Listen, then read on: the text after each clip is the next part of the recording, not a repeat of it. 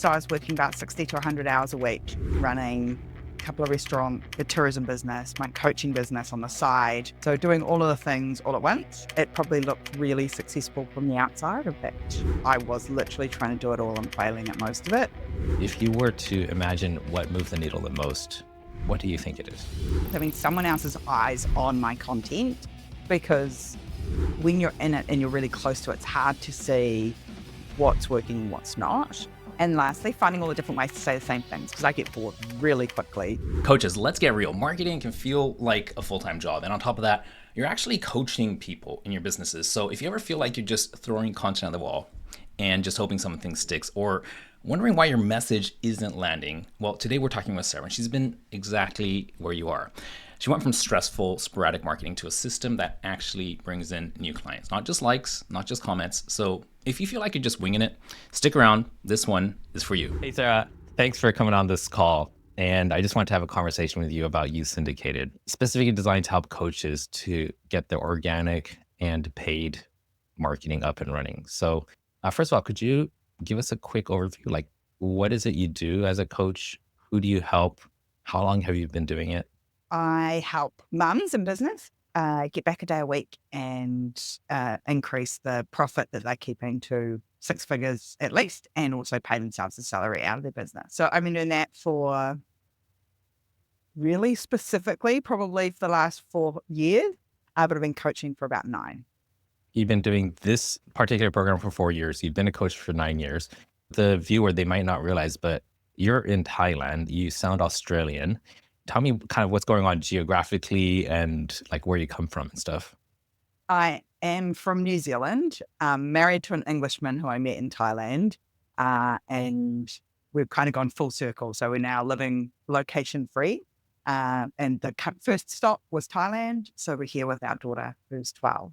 And the reason I sound slightly Australian is because I spend far too much time with an Englishman. And so it kind of waters down both of our accents to Australian, not really strongly Kiwi and not really strongly English. Or maybe it's just me coming from the outside doesn't know the difference. That's probably what it is. Before you got into coaching and before you created this program that we have, if your life was a movie trailer, could you describe what it was like? Running lots of different businesses. So my husband and I still have one of them. So we have a tourism business in the Bay of Islands. We run overnight cruises in New Zealand. And we had also been through a variety of different businesses. I think 9 years ago, we had 5 businesses. So I was working about 60 to 100 hours a week, running a couple of restaurants, the tourism business, my coaching business on the side as very much as a side hustle. And then we had also in-person booking agent and then an online component to that as well. So some e-commerce stuff. So doing all of the things all at once, as well as trying to be a mum and a wife. And it probably looked really successful from the outside. In fact, people did ask often, how did I do it all? And the truth was I was literally trying to do it all and failing at most of it. We went very quickly from a team of 9 to 90 when we expanded into a bigger business. We expanded the size of the restaurant. And very quickly realized I didn't have the skills and tools to run a team of that size. And so went away and learned to coach so that I could run the business better, basically. And that's how the coaching business started, kind of accidentally, because they required you to have some clients that you weren't paying their wages, because obviously that changes the dynamic and how you coach, how you show up. So that's how I ended up coaching, was just you had to have, I think, 6 pro bono clients that were not your employees. And they turned some of them, I think 3 of them, turned into paid clients, and work started from there. So it was originally because I wanted another tool to my leadership belt when I had a much bigger management team and team to manage as well. It was definitely not smooth or easy. I was definitely overworked, overwhelmed, and very underpaid. Tell me about that wake up call you had. What was it that shifted you from being overworked, underpaid to what you're doing now? I think there was a number of wake-up calls, and we always say if you don't listen to the first one, the universe, God, whatever you believe in, keep sending them until you listen. So I had a number, but the big one was Christmas Eve when Scarlett was 5. Christmas Day, in fact. So we had 2 restaurants. We'd set it all up. The team had been awesome up until this point.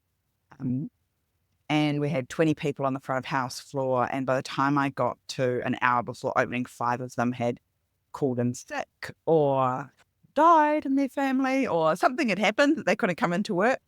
That's 25% of my front of house team down. So I ended up working Christmas Day and then ended up calling my husband into work Christmas Day. And so Scarlett was with a babysitter.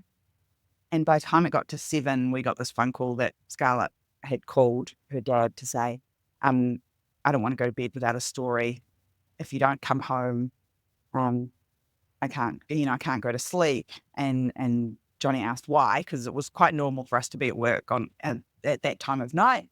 And she said, well, it's Christmas Day and Christmas Day's for family. And you should have told me if you had to work on Christmas Day. Next time you have to tell me if you're going to work on Christmas Day. And my husband came and told me and went home. And I stayed and worked until 1 o'clock in the morning. And when I went home that night, promised her never again. And I think we tell these stories like then we wake up magically the next day and it's fixed. It's not. And so then it was just a unraveling of kind of the world that I'd created for us of too many businesses, too many employees, too many of everything. And spent the next 3-4 years, exiting all of those businesses until we could get back to a place where we had much more control. And I was working in the right roles rather than trying to be everything to everyone. So that was the big kick up my butt that I needed to change some things, that my daughter was aware at 5 that we were missing out on special days versus being with her.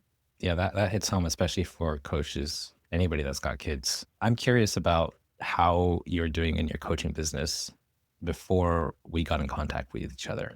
Yeah. So had got to the point where, when you're coaching, you start off one-to-one and you tap that out pretty quickly.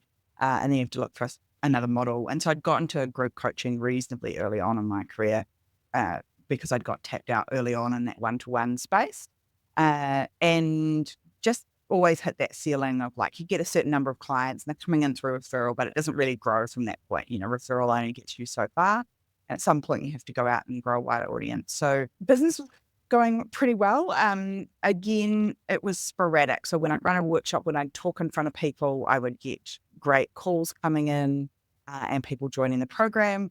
If I wasn't doing those things, I wasn't getting calls booked. And so I knew somewhere at the front end of my business, there was a problem in terms of the audience, my database, the way that I was talking to them, the things that I was saying in terms of my messaging. And I knew that I needed some help in how that was showing up. It was kind of just winging it, kind of throwing some stuff at the wall and hoping that it stuck. And it was stressful because it was never consistent. There was always like, oh God, what am I going to post this week? What am I going to say? On top of the fact that I would get very bored with, because it feels like you're saying the same thing over and over again as a coach to people. Could you tell me what methods you're using in terms of client acquisition? Yeah, so we had some ads running in terms of lead magnet they were downloading, and people would download the lead magnet, take all the free resources and then disappear into the ether. Even if they'd originally raised their hand to say, hey, I want to talk to you about some help, they would just disappear. We'd have a podcast running, which was definitely working because when people got on the calls, they would say that it was happening, but I'd run out of juice in terms of what to say on that. And the way that we were using that was just shooting a podcast and then chopping it up with an AI tool and sticking it out into the world and hoping that it worked. But there was no strategy behind it and just a lot of hope, really. Got it. And was it just you doing it, or did you have some help with that operation? So mostly myself and one VA. So my whole business is just the two of us. Yeah. Well, it sounds like you learned from your lesson previously not to create a huge team based on that experience. Yeah, exactly. And what's the reason you almost didn't join? Investment, money, probably, more than anything else. Got it. Trying to go, if I do this, is it going to get a return on investment? Is this going to be the thing that goes, yep, this actually changes? Because there's lots of people out there telling you what to do from a marketing point of view. But for me, anyway, it's being able to execute on it in a systemized way that means I can repeat it over and over again on my own. Because from what I can see, so much of picking the right marketing message and the right stories is often the nuance of like years and years of experience. And so how am I going to get that in a really short space of time? So if I make this investment, am I actually going to get the return that I need for it? So that was probably the thing that was stopping me. Got it. As we went through the program, could you think of one thing that stood out to you as a light bulb moment? That you actually had to plan your content. There was a structure to how we thought about the month, and uh, there were some key components that you could pull together that then made it easier to pull the other pieces out. Because I think when I was doing it on my own, I was like, oh, what am I going to say? Who am I going to talk about? Like just making it up on the spot almost, versus there was a really clear thought process that went into, well, what's the overarching way that we're going to roll out the messaging, the content over the next 4 weeks? And what's the end goal? Like, what are we trying to get people to do off the basis of that content? Which I'd never done. I just, created and hoped, basically. Was it easier than you expected? About what you expected? Harder than you expected? Oh, yeah, I think it was easier than I expected. Uh, the hardest, I always just showed up and talked to camera. So sticking to topic and being brief is my problem.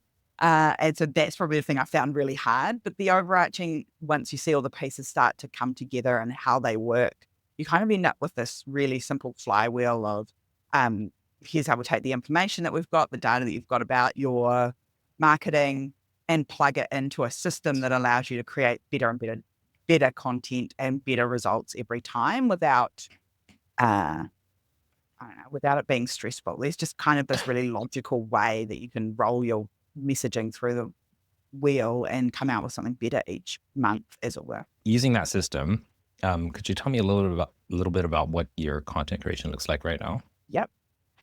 So it looks It's like... not a test. It's not a right or wrong answer. Feels a little like a test. Well, let's put it this way.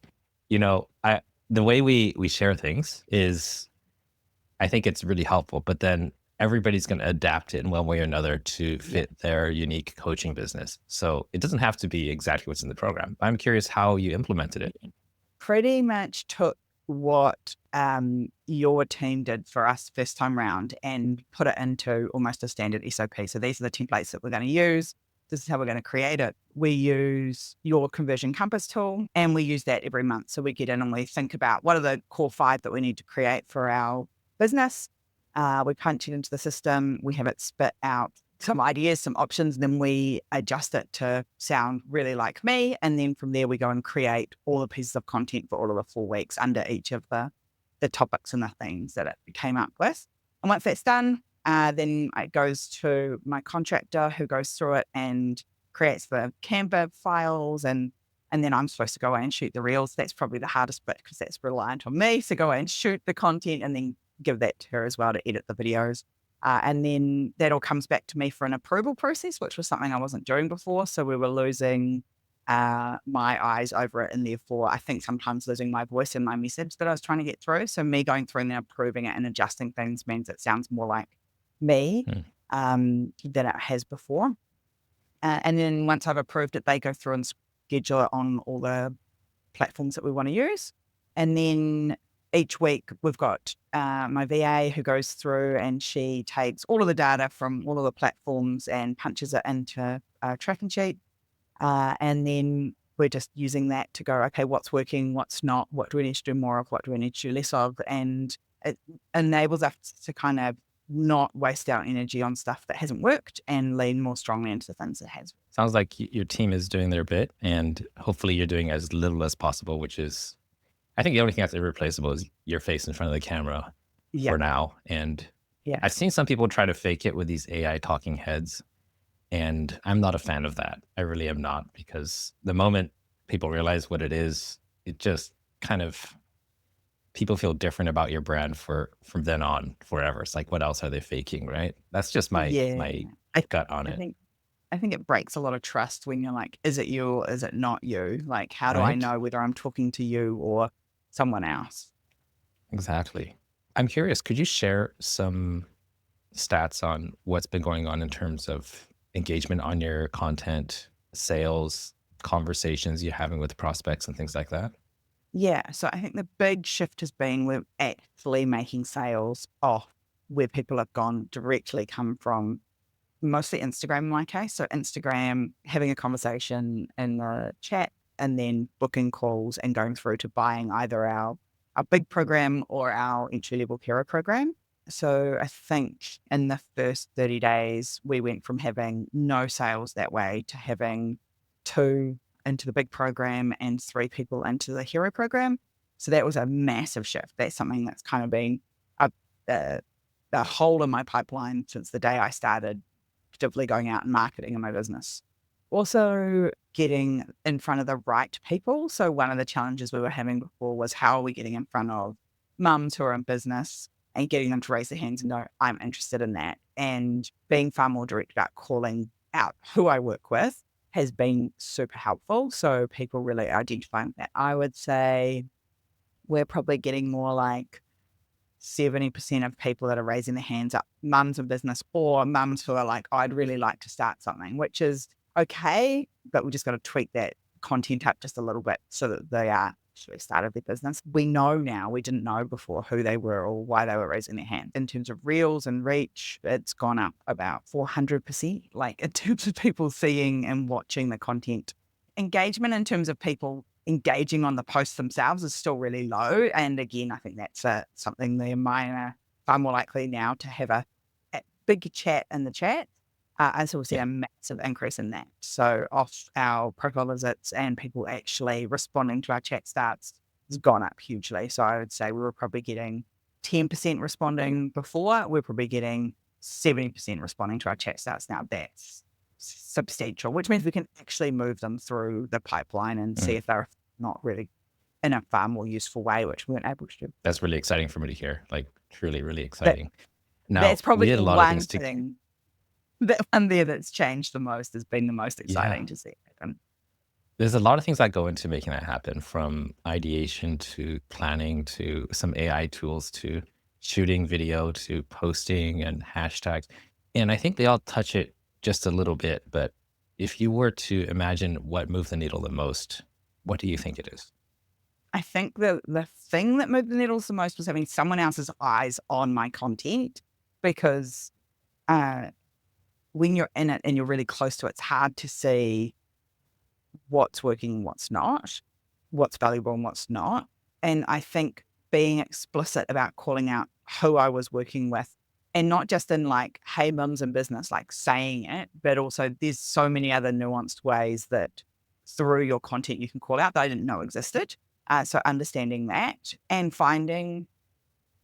lastly, finding all the different ways to say the same things, because I get bored really quickly of saying the Mm, same thing.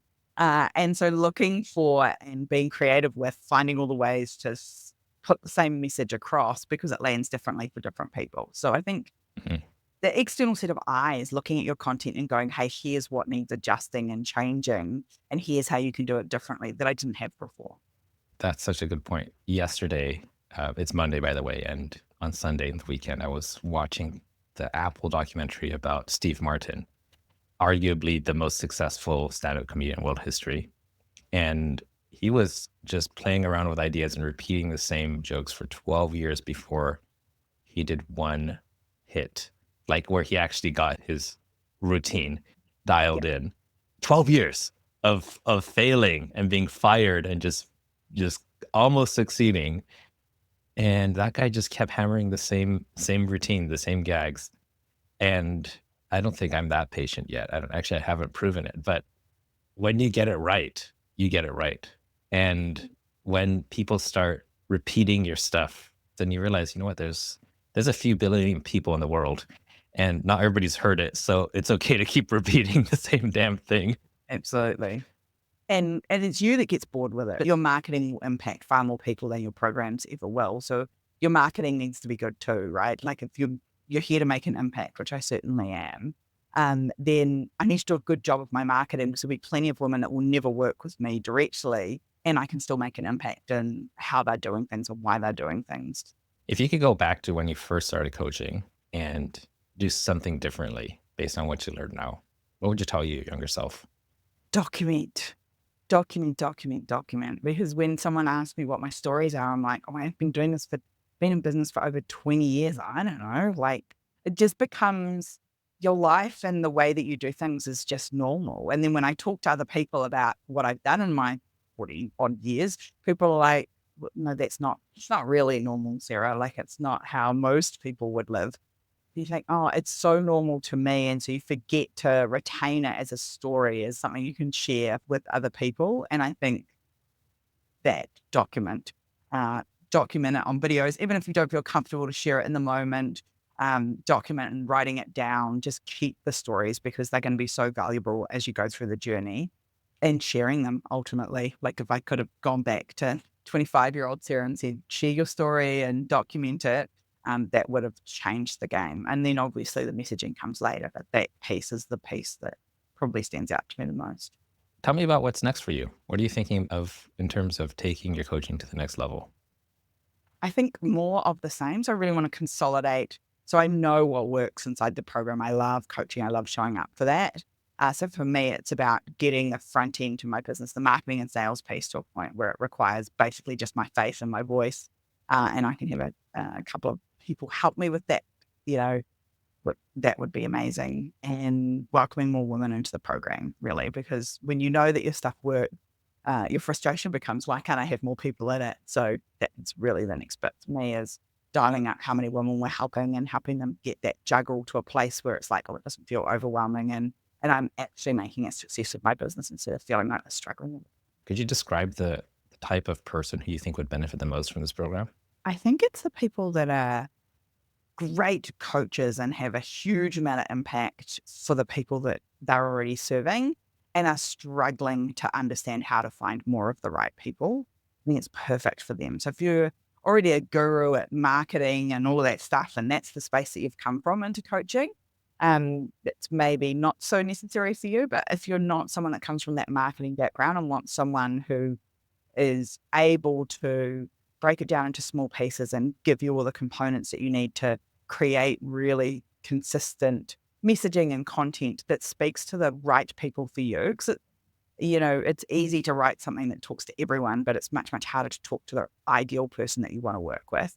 Then I think this is the right thing. And I think it very quickly gets you in a place where you can create content that does what you need it to do for your business and also speaks to the right people. So because there's two people involved in this, right? The person that's watching it and the person that's creating it. And so finding a framework that helps you to do that quickly, I think that's really useful. I think I agree with that. It makes a lot of sense.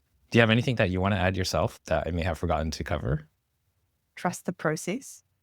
When I first got in, I was like, there's so much to do and I have no idea how we're going to get all of this done.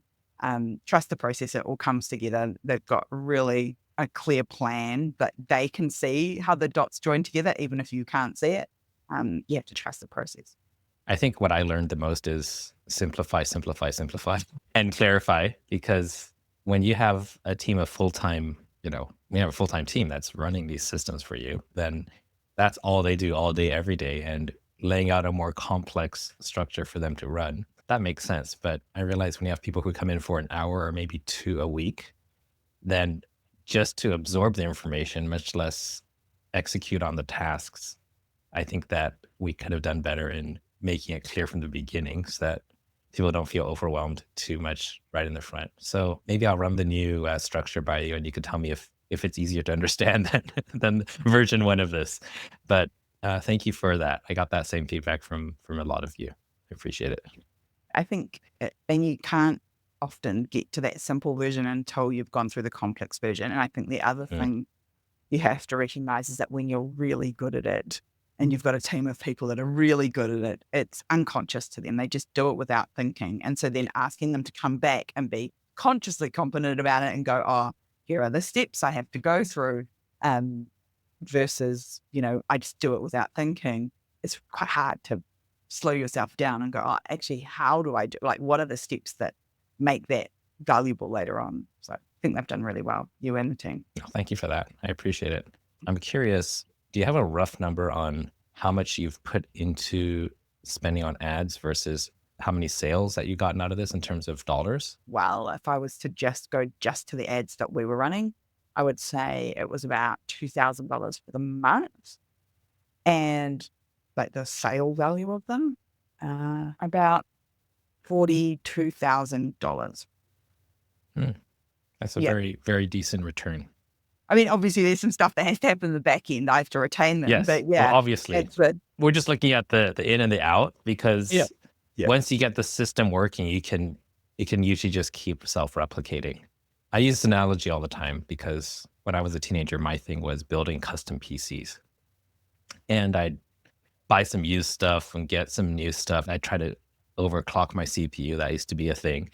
And I put everything together and I'd cross my fingers and close my eyes and flip on the power switch. And then if it works, I'd be just like, yes, it worked, And then of course there'll be a bunch of other troubleshooting that go in and work on to make it work better. But that first moment when the math works, then you've got something. And then now it's about fine tuning, tweaking, improving incrementally. But if you got the machine working, then that's exciting.